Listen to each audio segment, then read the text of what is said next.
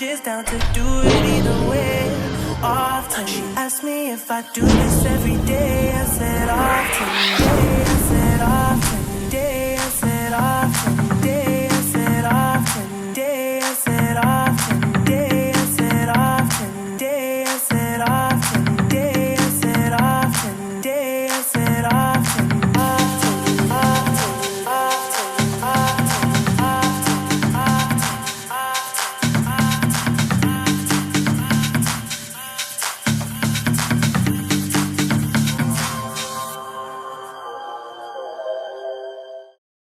Eddie Vega with DMZ TV, and we're here with Mike Zeno. He's gonna be talking about cutting shapes today. You probably don't know what it is, but this man's gonna tell you all about it. What's up, Mike? How you guys doing? This is Mike Zeno. You could find me on YouTube at Michael Zeno, my full name, or you can find me on Instagram at MZ3035. I'd like to give a shout out to all the folks out in London. This is my inspiration and where I actually got cutting shapes from. Definitely check out Simon Bowles, check out the Housewarmers, Cassidy Chaps. They're all great. Those are the guys who really have inspired me, and they were the ones that I found cutting shapes from. If it weren't for them, I wouldn't be shuffling today. Nice. So what is cutting shapes, and how did you get interested in doing it? Cutting shapes is actually a style of shuffling. It's mostly found in London, as I just mentioned. With that being said, it's something that's more on the underground side of things. You won't find it in most dance competitions and stuff like that. It's all based on really expressing yourself, and it is a great form of dance that I'm here to show you guys about. Nice, nice. So what's the best music to cut shapes to? Mostly you find people cutting shapes to house. My favorite is deep house, future house. I can definitely get down to tech house and some progressive as well, but my favorites are definitely with deep house and future house. When you get started, you'll probably want to start with a lower tempo, like a slower deep house, and then you can kind of graduate into a more faster tempo, more of the future house, progressive house styles as well.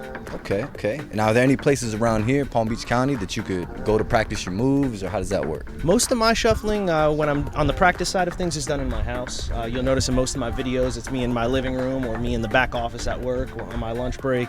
It's really something I like to do in my free time. It's a great form of exercise, as well as it's a stress reliever, you know, a good way to express myself. Yeah. But if you want to see me out and about, you'll find me out at the local clubs, cutting shapes here and there. Okay. Now, I know you stay in touch with the majority of your fans. I mean, they're all over this new. That's because it's a new trend. It's straight from London. What's the most common question that they have for you? I get people asking me questions all the time. If I'm going to be coming out with more videos in the future. I do get a lot of positive vibes coming from my fans, and I greatly appreciate it. I definitely want to make them happy and go over everything I can when it comes to my tutorials. So you'll notice a lot of people will ask me little tips and tricks to perfect some of the moves when they're learning along the way, or asking when I'm going to go over a certain move, and I try to address those in a timely fashion to make sure that they can perfect their moves and continue to learn how to cut shapes as well. Nice, nice. Now, are you working on inventing any new dances of your own? I know you mentioned something about styles and people. How does that work with dance? Well, you'll notice when it comes to cutting shapes, it's all about expressing yourself. And with that being said, it's something that really is different from individual to individual. You'll notice if I show you a bunch of dancers right now, they all have a slightly different style. They may use similar pieces of footwork, but they like to modify it to their own way. And with that being said, you'll notice that most of my moves are used by other people as well, but I put my own spin on things. And as you get more advanced in cutting shapes, you'll notice that people tend to freestyle a little bit more and really look to find their own style instead of just putting together a few pieces of footwork in sequence. So this is something that's always, dance is, freedom of expression. It's always something you make your own. Yes, sir. With that being said, if you notice a lot of the pieces of footwork that I do, they come from other styles of dance. You'll notice that some of my footwork come from hip hop. I do the Charleston a lot. That's actually found in the 1920s, 1930s style of dance, of swing. You'll notice that some of my other pieces of footwork is actually found in sea walking, which is a real popular trend here in the U.S. in the 90s. So it's funny, you notice the guys out in London took all these different styles of dance and mixed them together and put them on beat with some house music, and it's become this big new trend and phenomenon. Okay. Now, is there a special type of shoes you have to wear to do this, or you know, socks? I mean, how you know? Actually, once you become a great shuffler, shape cutter, you'll be able to dance really in any shoes. I could dance barefoot. I could dance in socks. I've even tried dancing in sand, which isn't easy, but it's possible. Yeah. With that being said, yes, I do have my favorites. I usually stick to the Air Max 90s. I really like anything that gives me a lot of support. Over time, if you do cut shapes a lot, it is going to be a lot of stress on your feet, on your knees. So you want something with good support, but at the same token, you don't want something that's heavy and clunky, because you want to be able to move your feet and keep up with the beat when it does get a little bit faster.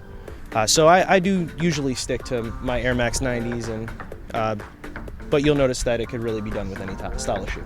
Okay, so any shoe now, can anybody do it? Or I mean, you got to be like real physically fit. I mean, actually, you'd be very surprised. I myself am not the most coordinated individual, but with practice, it's become real easy for me. Anybody can. And that's when you watch my tutorial, I go over the very basics. I break each move down, everything from my T-step, my running man, my Charleston, and I go over the real intricate details, and that's what allows you to become a superior shape cutter.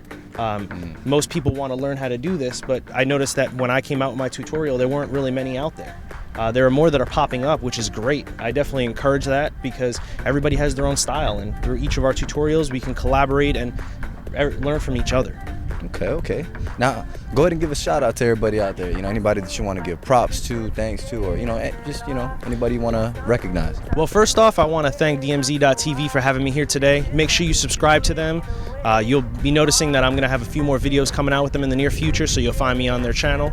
Also, definitely go follow the guys out from London, the Housewarmers, Pattern House Kids, Simon Bowles, Cassidy Chaps. They're all great, and they're all on YouTube and Instagram as well. So definitely check them out for all your superior shape cutting skills. All right, Eddie Vega, DMZ TV. Want to say thank you to Mike. Appreciate you coming out here and you know, letting us know about cutting shapes. I appreciate it. Thank you. Sure.